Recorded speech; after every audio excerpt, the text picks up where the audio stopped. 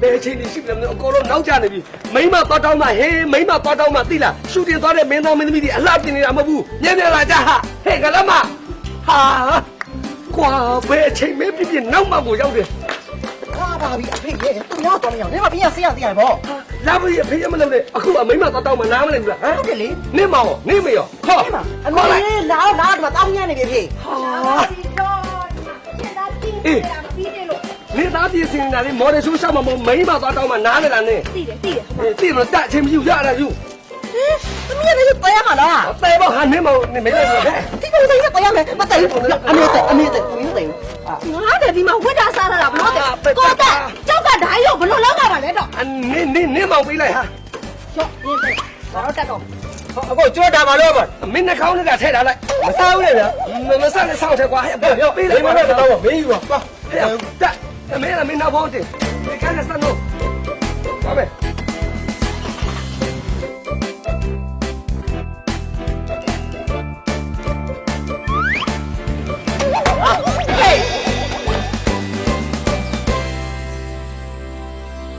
လူကြီးကြွားတယ်တော့မထင်နဲ့ဗျာဒီနေ့ကျုပ်သမီးလေးကိုလာတောင်းတာမြို့ကကျုပ်ရဲ့တငယ်ချင်းတထေးသားလာတင်တောင်းတာနော်ဟုတ်ပါလူကြီးရေနည်းနည်းရတင်တောင်းတာမဟုတ်ဘူးနော်တိုင်နဲ့ကားနဲ့ကိုတင်တောင်းတာရှင်ဒီရွာမှာလေကျုပ်သမီးတို့တင်တောင်းတယ်လို့ဘယ်လိုရှိအောင်မလဲနင်တို့ဟာလားကွာတလောင်လည်းမဟုတ်သေးပါဘူးနော်လူကြီးဟောဖေးပြောပါဘာလို့ပြောမလေးလူကြီးသမီးတော်မှာပဲကြုံညာလူနဲ့လိုက်ပြီးကြုံတဲ့နေရာမှာမင်္ဂလာဆောင်တာလေတမန်ညီမလေးကတိုက်တေကားတွေနဲ့တင်တောင်းခံရတာဟေးဘာစကားတွေပြောနေလဲဟေးဘာစကားပြောနေရလဲပေါ့ရှင်းပြီလူကြီးဆိုတာမှန်ရမပြောအောင်ဟေးကအော်မင်းပြောမှပုံဆိုးနေတယ်လူကြီးကိုပေါက်ရမပြောနဲ့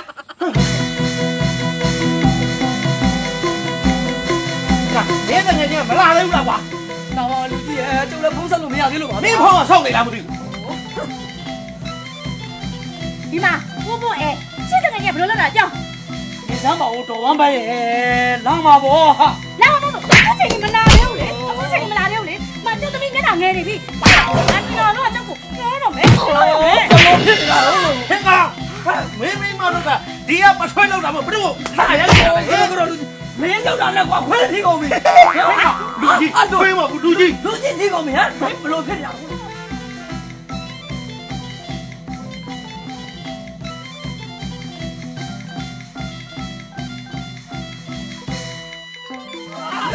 ဟေးကြောက်တယ်ဟာလူကြီးအောင်ဟာလူကြီး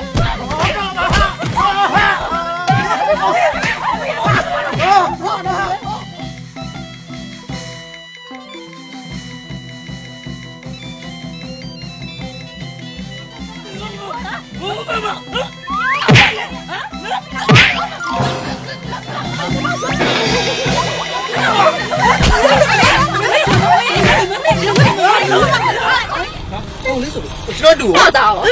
ကျွန်တော်တူမပါလားမပါဘူးဟုတ်တယ်ဟုတ်လားမပါဘူးလားရှင်းဦးမပါဘူးမပါဘူးဘာဖြစ်တာတော့သူရဖြစ်လို့ဆွဲပြပါဦးဆွဲမယ်ဟဲ့ဒီလင်မယားရက်ပြလို့ရှိရင်ဘယ်တော့ဆွဲလိုက်ရဘူးလေရွာရဲ့ထုံးစံအတိုင်းပဲလို့ရွာရဲ့ထုံးစံအတိုင်းပဲလို့ဟေးပါလေးတို့လာတော့ပါလာရေးဘာလမ်းကြတဲ့လူကြီးရဲ့ဘာဖြစ်လို့လဲဩ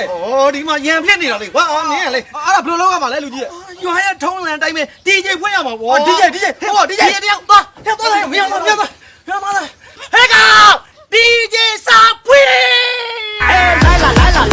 来上马边嘞，把你个真假被没表妹人眼上问没，大家不都把人不把他不拉比么闹人呢，搞得你当个脸呢，把妈妈地板上马蹲呢，马家把那么给的那个猪，always 闷着不，把嘞 always 闷着不，把嘞 always 闷着不，家把那么给的那个猪，always 闷着不，把嘞。咱都也不录个高嘞，表表咱嘛不把当。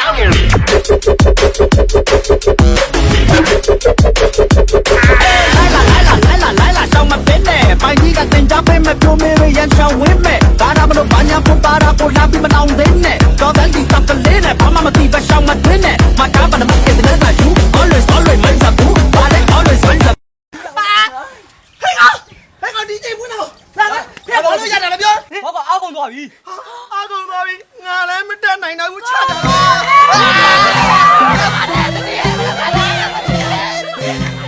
ဒီမျိုးကလူတွေကလည်းကွာကြာလိုက်တာ နေပင်တို့အောင်များအိတ်နေကြလားမသိဘူးမနေ့တည်းကသူတို့ကြိုးလာဆောင်နေတာခြေသလုံးတော့တောက်နေပြီ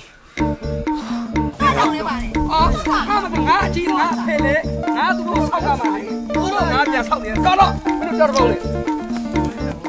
အေးဟာတူမင်းတို့ဒီကနေလက်ပြုတ်ဦးရောက်ပဲရသွားလေ အော်ဘယ်နာလက်ပြုတ်ရွာလဲဗျတပုတ်ရွာဗျကျုပ်တို့ရွာနာမည်မဖြစ်နဲ့တပုတ်ရွာ အော်အေးမင်းပြောတော့ဟိုတပူရောက်ဘဲနေသွားလေ ဒီမဲ့ဆိုင်ပုံမမြင်ဘူးလား အော်ဒီမှာတပူရောက်ပြီ မရောက်သေးဘူးထပ်သွားအောင်ပါ ထပ်သွားအောင်မ ဟုတ်တယ် အဲ့ဒါမင်းကဒီမှာဘာလို့ရေးထားလဲနေတပူရောက်လို့ လမ်းညွန်လေ အော်မလေးကွာအခုမှလမ်းညုံပဲရှိသေးတယ်ဒါလမ်းညုံပဲရှိသေးတယ် ဟုတ်တယ်ဒီရွာကျော်ကြီးမှရောက်မှာ ဒီရောကြိုင်မရောက်မှာ ဟုတ်တယ် ဟာ ဒါနဲ့ခင်ဗျားတို့ကဘယ်သူတွေတော့ အော်ဟိုဦးတို့ကနေမင်းတို့ဒီတပူရောက်လာပြီးတော့မိမလာတောင်းနေမျိုးဝသူတွေ အော်မျိုးရလာတာ အေး ကျုပ်ကိုခင်ဗျားတို့ရွာအကျိုးလွတ်လိုက်တာဗျ အော်ရွာလာကြိုတဲ့ခလေးလား ဟုတ်တယ်ဗျဟုတ်တယ် အတော်ပဲကွာဦးတို့လည်းဆွဲညောင်းနေပြီမင်းတို့ရွာထိပ်မှနဲ့ငါတို့ကဘတ်တင်ပြီးတော့လေးပင်လုံးကျွတ်ထွက်သွားလို့အဲ့ဒါကပလက်ကြီးဖြစ်နေတယ်ပလက်ကြီးဟုတ်တယ်မင်းတို့ဟိုဘရွာအကျော်လေးမှာ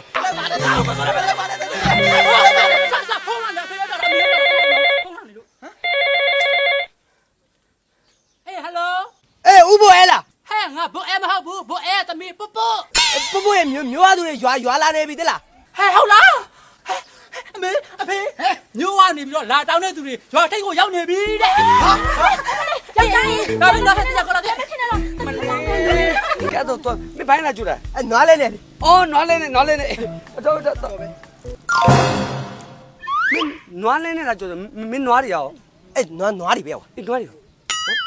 ကျွန်တော်မြက်ကျွေးထားလေ အေးဘယ်နှကြည့်တာလဲလို့ ဟိုနားမှာမြက်ကျွေးထားလေ အေးဘယ်နှမသိရှားလိုက်လေဟုတ်ပါတယ်လားဟုတ်ပါတယ်ရှိလား ကျုပ်နွားတွေမြက်ကျွေးထားလေအခုဘယ်ရောက်သွားလဲပြောက်ကုန်ပြီလား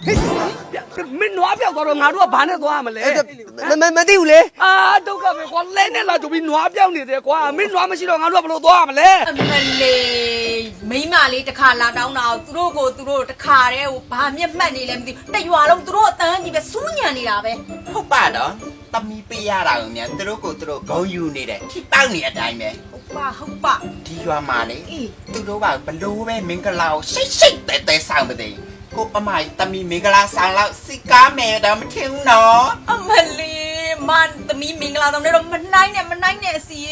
အမသမီးလေးရဲ့မင်္ဂလာဆောင်ကလေကောင်းကြိုက်ကဒံပေါက်နဲ့တရွာလုံးကိုဝက်ကွယ်မီးကိုတိတ်ကိုကျွေးပစ်တာ ပါဟုတ်ပါဒီရွာမှာလေကောင်းကြိုက်တံပေါင်းနဲ့ရှိတ်တဲမင်္ဂလာဆောင်ပြီးအခန့်ကျွေးမွေးတာဆိုလို့ဟဲ့ဒီကကိုအမိုင်တမီမင်္ဂလာဆောင်ပဲရှိတာ အမလေးအဲ့ဒီအမသမီးမင်္ဂလာဆောင်မှာကျွေးလိုက်တဲ့အတွက်ကြောင့်မလို့ကောင်းကြိုက်ဒံပေါက်ကလည်းနာမည်ကိုကြီးသွားပါလေ ဟုတ်တယ်ကောင်းကြိုက်နာမည်ကြီးသွားတာအမ မင်းလက်ထက်ကြပါပဲမင်းမိမเจ้าမှာပဲဖေးနွားလုံးဖြစ်ရတယ်လို့ကွာနွားကိုဖြစ်နေပြီ တော့ကလေးဘာမှပြောမနေနဲ့တော့ဒီအိမ်ကြီးအနက်ကြီးဝက်မလာပါနဲ့လို့ပြောတာတော့ဒီအနက်ကြီးဝက်လာတော့အခုတော့ရှင်တို့နွားဖြစ်တာ ဟဲ့နေပါစကိုပိတ်ထားတဲ့အနောက်ဝဲဖြူဝဲနေမဆိုင်ဘူး အော်တော့ထားပါတော့အဖေနွားဖြစ်တာမှကြားဟောင်းသေးတယ်တမီးဖြစ်ကြမှာလေနှစ်ထီးလည်းမဟုတ်နှမလည်းမဟုတ်နှစ်ချောင်းဖြစ်နေပြီနှစ်ချောင်းဖြစ်နေပြီ ကဲနှစ်ချောက်ဖြစ်နေနှစ်ချီနေဟာနွားဘွားအကြောင်းမှာတော့သူဆွဲတော့ နွေးပါပြီအမြတ်တော့ နေမလေးနွားပါလားငါကလိုက်မှာတော့မင်းငါကလိုက်မှာလာကြိုတဲ့ကောင်ကခြေတော့တန်ဆူးနေတယ်နွားလဲနဲ့လာကြိုပြီးတော့နွားပြောင်းနေတယ်တခါမှမကြဘူးတပုတ်ရွာလာမှာပဲကွာဟဲ့နဲ့တော့သမီးရှင်အဖေဘိုက်တွေစားတယ်ကွာမျက်မရှိဘူးလားမျက်ခမင်းမရှိဘူးလားတော့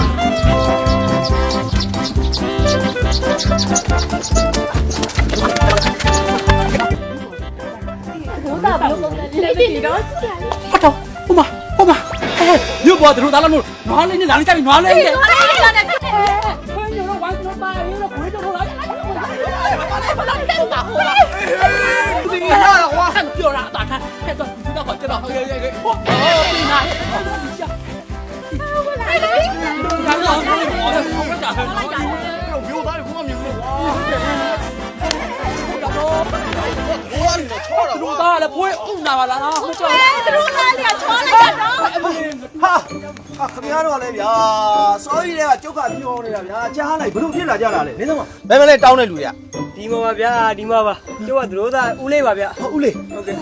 ကျမသတို့သားအမေပါရှင်ဒါကျမသားလေးသတို့သားလောင်းပါ အော် तू ကသတို့သားလား ဟုတ် သတို့သားရဲ့အဖေကိုသက်ကဘယ်မှာတော့ ဟုတ်ပါပါတယ်ဟိုရှေ့ပါပါရှင် ရှင်းပါ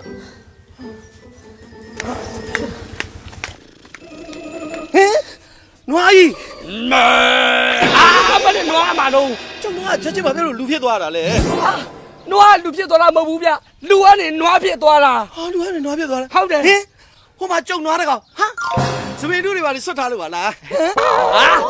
မင်းတို့စပင်းတို့ဆုတ်ကမှာလေသတို့သားရဲ့အမသတို့သားရဲ့အမ ဟုတ်တယ် နွားသားရဲ့အမဟုတ်တယ်ဟာခင်ဗျားတို့ကလည်းဗျာဘလို့တွေဖြစ်သွားကြတာလဲ ဘလို့ဖြစ်တာလဲကြောက်ရှင်းမယ်ခဏဒီရွာပိုင်းလေ ကျုပ်ကဒီရွာရဲ့လူကြီး ဟာလူကြီးอ่ะခမရလူကြီးဖြစ်ပြီးတော့ဘလို့လူတွေကိုအကျိုးလွတ်လိုက်တာလဲ ဘာလို့လို့ ဟာဘာပြရမှာလဲခမရလာကြိုတဲ့လူကလေနွားလဲနဲ့လာကြိုပြီးတော့နွားနှစ်ကောင်ပျောက်နေလို့တဲ့ နွားနှစ်ကောင်ပျောက်နေလို့ ဟုတ်ပါ ဟဲ့ကောင်နွားဘလို့လို့ပျောက်သွားတယ်ပြောလဲ မြက်ကျွေးဖို့လွတ်ထားသူ့အောင်ပြောက်သွားလေကြောက်လည်းမသိဘူး ဟောကွာမင်းရလေကွာအဲ့ဒါဆိုမင်းတို့ဒီနေရာမှာလာပြီးတော့ထမ်းထားပါလားအဲ့လေတို့ဘာဖြစ်လို့ခိုင်းရတာလဲ ခမရလာကြိုတဲ့ကောင်ကခြေထောက်တန်ဆူလို့ဆိုပြီးတော့တက်လန်းလုံးလှဲပေါ်ကမစင်းဘူး တန်ဆူလို့ ဟုတ်ပါ အာလူကြီးကလည်းဗျာမနေ့ကကျုပ်နွားတင်းကုတ်ထဲမှာတန်ဆူးတာလေ ဟောဒုက္ခပဲမင်းအရေးတယ်ကွာ ကဲပါခမရအဲ့တန်ဆူတဲ့နွားတင်းကိုနေနောက်မှပြောလူကြီးကကြုံတမဲတော်တော်လေးနေ ဟုတ် ပြီ ဟုတ်ပါဗျာကဲလာဟဲ့နေလားဟဲ့ဒီမှာလာထိုင်ကြအောင်လေကွာမင်းတို့ထိုင်ကြ မျက်စားကျင်စိတ်ကောင်ပေါက်လာတယ် ယူသွားတတိ အာနာလေအာနာလေ ဘာမှအားနာမနေနဲ့ အာနာနဲ့ အဲ့ဒီလေတေချာဆိုနောက်ကြည့်ကြနောက်ကြည့်တေချာကြည့် ဟဲ့ကောင် နွားကြီးသွားဆောင်ဗျာ တော့ကနွားပြေးသွားပြီဗျာ သွားဆောင်ဗျာ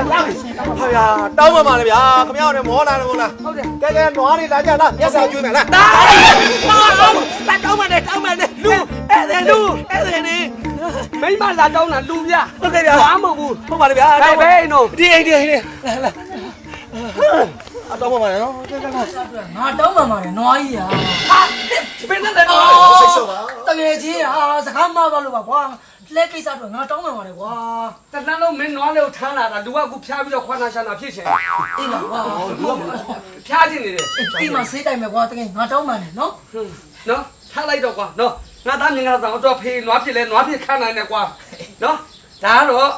မင်းမနှောင်းမကြခင်တမတ်တော်တော့မယ်ငါရဲ့သားတရိုးသားလောက်ထောင်းထောင်းနဲ့ကဲသားပြောလိုက်ပါဦးမင်းဖေ ဟုတ်ပါနဲ့ခင်ဗျကျွန်တော်နာမည်ထောင်းတော့မှာ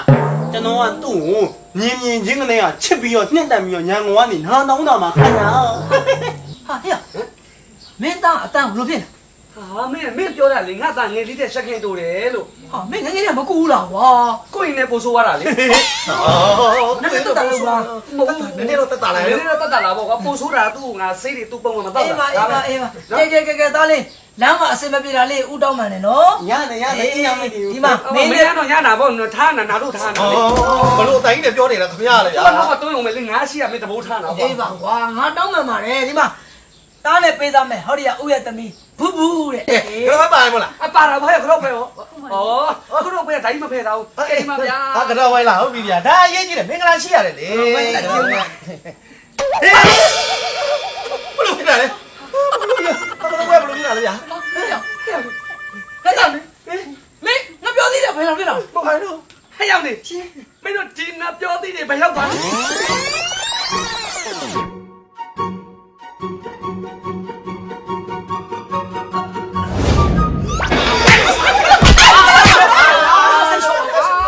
စိတ်ရှော့ ကျန်တဲ့တော့လည်းငါ့ဆောက်ကြောက်ခွင့်တယ်ဒီကပြောဒီခွာစားဖို့မဟုတ်လေဒါတို့ကတော့ဒီပွဲကလိုတယ်လေဟော ပါလေ ဟဲ့မင်းကဥပြပြီးတော့မင်းမတားဘူးလား အော် तू ကအယူဆုံးခွာစားတာ စိတ်ရှော့ ကဲတော်ပါတော့ငါတက်ရဒီမှာ မင်းအဲ့လိုဒီငတ်နေလားမင်းဒီငါပြောဒီစားဟမ် ကဲပါ အပြောဒီစား တော့ပါပြီစိတ်ရှော့ တော့ချောင်းတော့လုပ်နေတာ ဒီကတော့ဝဲအရေးမကြီးပါဘူးကွာအရေးကြီးတာမင်းငါ့ကိုပြောတဲ့တင်တော့မဲ့တိုက်နဲ့ကားပဲအရေးကြီးတယ် အော်ငါတိုက်တဲ့ကားနဲ့တင်တောင်းမယ်ဆိုတာ အေး မင်းကမှတ်ထားလဲကွာ မင်းနေမလဲမင်းရလဲ ကဲဟုတ်ပါပြီငါခရီးမပြတ်ပါဘူးကွာနော်အခုတော့ကားပါလာတယ် ဟာအဲ့ဒါဆိုတခါလေးယူမယ်ကွာ ပြီးပြီဗော အဲ့တော့အရေးကြီးတာလို့ရှိ ပါလေ အဲ့တော့ဒီမင်္ဂလာဆောင်ပွဲမှာဟိုဘာကြွေးကြမလဲအဲ့ဒါအရေးကြီးတယ်အကျွေးမွေးရေးကြီးတယ်လေ ကျမကတော့သမီးနဲ့ဟင်းကျွေးမဲ့လူကြီးရဲ့ အာမင်းပါလေရိုးနေပါပြီကွာမင်းကတခါတော့ထမင်းနဲ့ဟင်းထမင်းနဲ့ရိုးနေပြီမှန်ငါသမီးလေးကတထေးသားတဲ့အိမ်တော်ကြဆိုတော့ကြာဆန်းအောင်ကြာဆန်းကြော်ကျွေးမယ်ကွာ ကျမကတော့သမီးနဲ့ဟင်းမယ် ကြာဆန်းကြော်ပဲ သမီးနဲ့ဟင်း ကြာဆန်းကြော်လို့ပြောနေတယ် ဟဲ့တော်ကြတော့ဟာမင်္ဂလာယူမဲ့ဒီဘာဖြစ်လို့ရန်နေဖြစ်နေရတော်တော့ကဲအဲ့တော့ငါပဲဘာကြွေးမလဲဆိုတော့ငါပဲရွေးမယ် အဲ့တော့ ကောင်းကျွေးကျွေး ဒီမင်္ဂလာဆောင်မှာထူးထူးခြားခြားဖြစ်သွားအောင်ကောင်းကြိုက်တံပေါက်ကျွေးမယ်ဗျာကောင်းတယ်ကောင်းတယ်ကောင်းတယ်ကောင်းတယ်ကောင်းတယ် တိုက်တယ်မဟုတ်တိုက်တယ်တိုက်တယ် ဟောဒါနဲ့လူကြီးဓာတ်မောက်ကျွေးမယ်ဆိုတော့လေကျမတို့ရွာမြို့နဲ့လှမ်းဝေးတာလေမြို့ကိုတက်ပါလို့စင်ပြေပါမလားရှင် အဲ့ဒါလည်းဟုတ်သားပဲနော် အဲ့တော့ဘာမှပုံနဲ့ခင်ဗျာဘာမှပူစရာမလိုကောင်းကြိုက်တံမောက်ကနေပြီးတော့မြို့မှာပဲစောင်းစောင်းနယ်မှာပဲစောင်းစောင်းရွာမှာပဲစောင်းစောင်းဘယ်လောက်ထိဝေးဝေးစောင်းတဲ့နေရာကြီးကိုလိုက်ပြီးတော့ကိုအော်ဒါချက်ပေးတယ်ဗျာ အော်ဒါချက်ပေးတယ်ဟုတ်လား အော်ဒါလိုက်ချက်ပေးတယ် ဒါဆိုရင်ငါတို့လေလက်ဆက်ဆက်စားပြီကွာတံပေါက်ကိုလက်ဆက်စားပြီ ဝယ်ဆောင်မှုကောင်းတာဗော ဟုတ်တယ်ဟင်းဒါပေမဲ့တခုရှိရကွာဟိုဒံပေါက်ဆိုတော့ဟိုဈေးတွေပါလေကြီးရင်ဟို လူကြီးကုန်ကြစင်များ ကုန်ကြစင်များဘယ်ထက်နိုင်မလဲနော်မတက်နိုင်တော့ဘူးတဲ့နော် အမလေးဈေးမကြီးပါဘူးရှင်ဈေးမကြီးတဲ့အပြင်မင်္ဂလာဆောင်အတွက်ဆိုရင် 5% discount ပေးသေးတယ် မင်္ဂလာဆောင်အတွက်ဆိုရင် 5% discount ဟုတ်ကဲ့ရှင်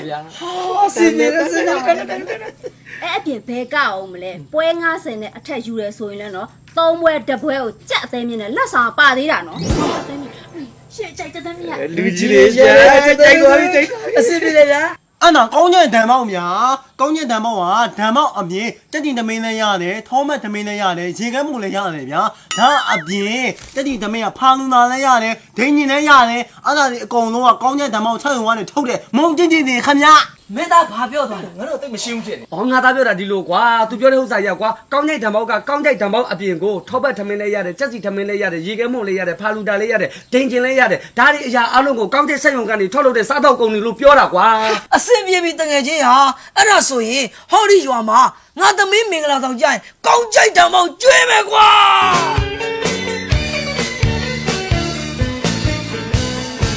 ငယ်ချင်းတို့မင်္ဂလာပွဲမှာကိုယူလောက်တာနေတဲ့ပေါင်းတင်များနဲ့တွေ့ဆုံပြန်လဲပေါင်းစည်းနေတဲ့အချိန်မှလို့အောင်ဝဲချစ်တဲ့မိမိဆွေတယ်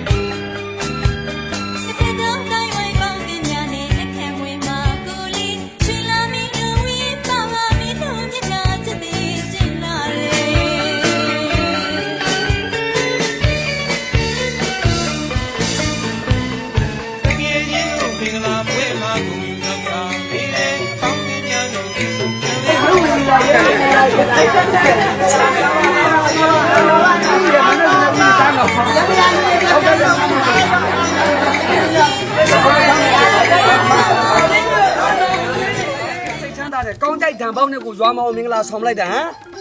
ကဲသမီး ရှင်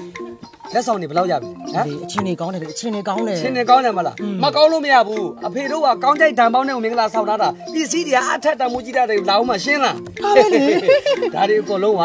သမီးရဲ့မောင်လေးထောင်းထောင်းသူ့ကြောင့်ဒါတွေအကုန်လုံးဖေတို့ရပြီဟုတ်ပြီဟမ် ဘယ်နာအဖေတို့ရမှာလဲ ဘာလဲ ဒါကျမညမလေးဝင်ကဆောင်လေကျမအမေရမှာပေါ့ ဘာဆိုင်လို့တော့ ကဲဆိုင်နာပေါ့ဒါကျမညမလေး ငါသားနေဟဲ့ငါတို့ကတာရှင်ဟာ ငါတို့သားရှင် အဲ့ဒါသမီးရှင်လေ အားလည်းကပါသမီးရှင် အဲ့တော့တမီးစကားတောင်းပြတဲ့မင်းကခလေးလေးနေဒါပဲရှင်းရှင်းလေးပဲအခုဟိုမဲလာပြီလူလာပြီလေတေချာကောက်ဘာလဲဝကြည့်အောင်ချင်း ဒီမှာရော့ဗျာမင်္ဂလာလက်ဖွဲ့ပစ္စည်း ဟုတ်ကဲ့ဘယ်ဘယ်လိုမှမလဲရှင် ဦးခွေးတော်ခွေးလို့မှတ်လိုက် အိုးခွေးတော့ခွေးဟုတ်ကဲ့ရှင် ဦးခွေးတော်ခွေး ကြံသေးမလား ကြံသေးတယ်သူစားဖို့တိကလာတာနော်ဦးခွေးတော်ခွေးဟဲ့မလာကြီး အကြီးပဲ ကဲရော့အချစ်ဆုံးတငယ်ချင်းမင်္ဂလာဆောင်တာမို့လို့တန်မိုးရှိရလက်ဆောင်ကြီးကိုပေးတာ ဟုတ်ကဲ့ပါရှင်ဘယ်ဘယ်လိုမှလည်းမလဲ ဖြူမ ဖြူမတဲ့ ဩရောက်ကောင်းမဆိုဖြူမဆိုဦးအင်ရခွေးလေးပဲအေးတမီးကလူပါတမီးကလူပါ အများကြီးသားနော် အေး ဟဲ့ ဟာလေ ဘာလဲတော့ဟိုနောက်ကိုသွားမဘာလဲခါထောက်ပြောပြအလူအိမ်နဲ့မှနေတာပြောစမ်း လက်ဖွဲ့ပေးသွားအောင်လေ အမလေးသိပါတယ် ရော့ဟဲ့ ခဏဒါမိချစ်စံပုံလုံးနဲ့ခဏတက်မလာနဲ့ကျောက်တို့ကျွေးတာကဓာမောက်ကျွေးတာအဲ့ဘာတော့ အမလေးဘူးလေးသေးလို့အထင်မသိနဲ့အထက်ကပစ္စည်းကတန်မိုးကြီးတယ်ကြည့်လိုက်အောင် စားကြဗျာစားကြပါရကြ ဟုတ်တယ်စားလို့တော်တော်ကောင်းတယ်ကောင်းကြိုက်တာပေါ့စားဖို့လေမြို့တကူတကသွားဆက်မလို့တော့ဘူး အဲ့ဒါစားလိုက်စားကျွန်တော်မင်္ဂလာဆောင်ကြရကောင်းကြတယ်မောကျွေးပါဗျာ ကဲဒီဘက်ကအန်နီတို့ရောကောင်းကြိုက်ဓာမောက်မလို့လေ ကောင်းကြိုက်တယ်မကောင်းမကောင်းတော်ကြီးနော်ကောင်းကြိုက်တယ်ကောင်းလို့ကျုပ်တို့ကလာလာတော့ကောင်းမကောင်း အေးဟုတ်ပြီကြာကဲဒီဘက်ကအန်နီရောဘလို့လဲ အိုးကောင်းမကောင်းတော်ရေးဓမ္မောက်မို့လို့ကျုပ်တို့လာတယ်မို့ဆိုမလာပါဘူးတော့ ဒါဗောဘာလို့ဓာမောက်လဲသိရမလား ကောင်းကြိုက်ဓမ္မောက်ပဲ ကောင်းကြိုက်ဓာမောက်ပဲဟုတ်တယ်ကောင်းကြိုက်ဓာမောက်ပဲ ဟ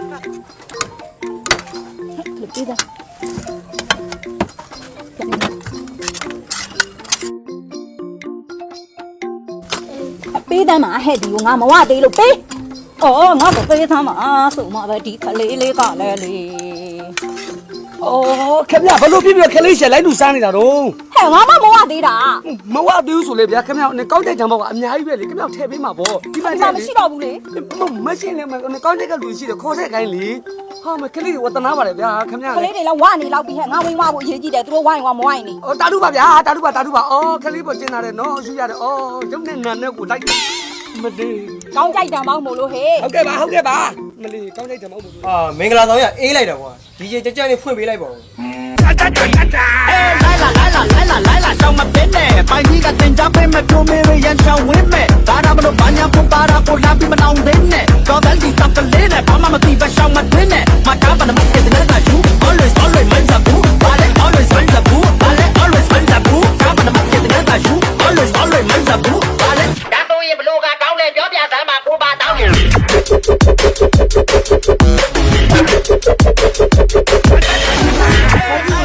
လူကြီးကလည်းသာကနေတာဟဲ့ရောက်ရေးတရွာလုံးကနေတာတရွာလုံးဘာဖြစ်လို့ပြင်မှမသိဘူးဟဲ့မင်းတို့ရွာတရွာလုံးကနေအဲ့ဒါဘာဖြစ်တာလဲ ကျမတို့ကဒီကျေဖွင့်လို့မရဘူးဟမ်ဒီကျေဖွင့်တဲ့ရွာလုံးကတော့ဦးကြီးအော် ဒီကျေဖွင့်လို့မရဘူး ဟုတ်တယ်ဦး ဒီ ကြီး ကျေဖွင့်အကုန်ကတာ ဟုတ်တယ်ဦးကြီး စီကြီးကဘာသူဖွင့်တာလဲ ဘယ်လိုဖွင့်ရမှာလဲမင်းဦးလေးတော့ဖွင့်တာပေါ့ဟိုကောင်ဘာလာခဲ့သားတာခဲ့သားမင်းဘာဖြစ်ဘာလုပ်တာလဲ ဒီကျေတော့ဖွင့်ရတယ် ဒီကျေဖွင့်လို့မရဘူးဒီရွာဒီကျေဖွင့်အကုန်ကတော့ပြန်ပိတ်ဝါ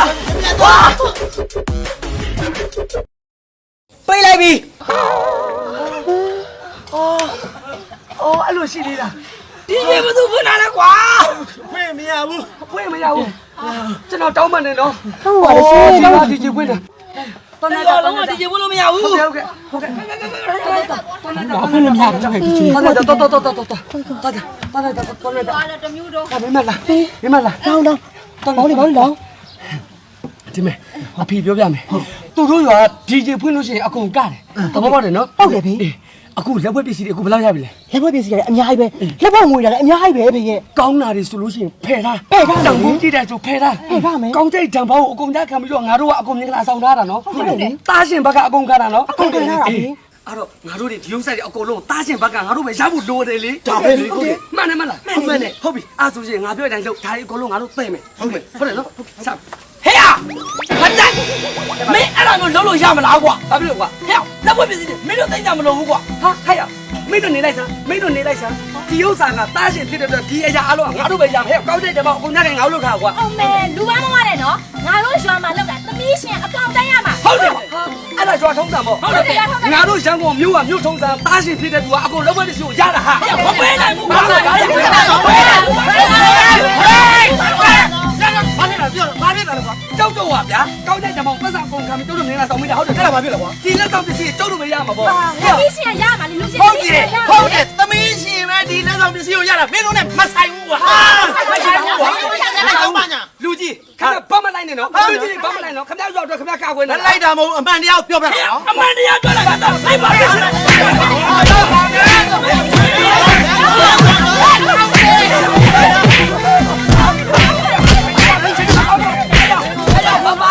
ဒီကျေပွင့်ဖွင့်ပြီ 来，上马边呢，把你个真假白没表妹妹眼上问me，大家不都把伢不把他不拉比么闹人呢，搞得你当个脸呢，把妈妈对吧上马蹲呢，马家把他们给的那个猪，always 闷着不，把嘞 always。ဟဲ့ရောက်ဘာဖြစ်သွားတာလဲ မီးပြတ်သွားပြီ မိပြတ်သွားတာ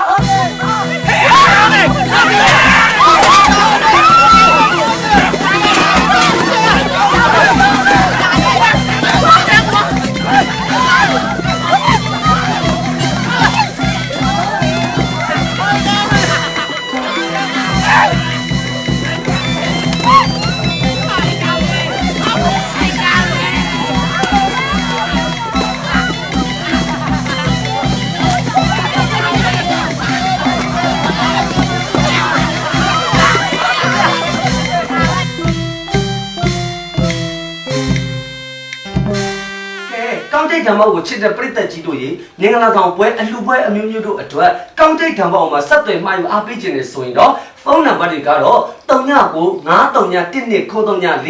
39969689696981နဲ့399696896911တို့ဆက်သွယ်လို့ရပါတယ်ခင်ဗျာ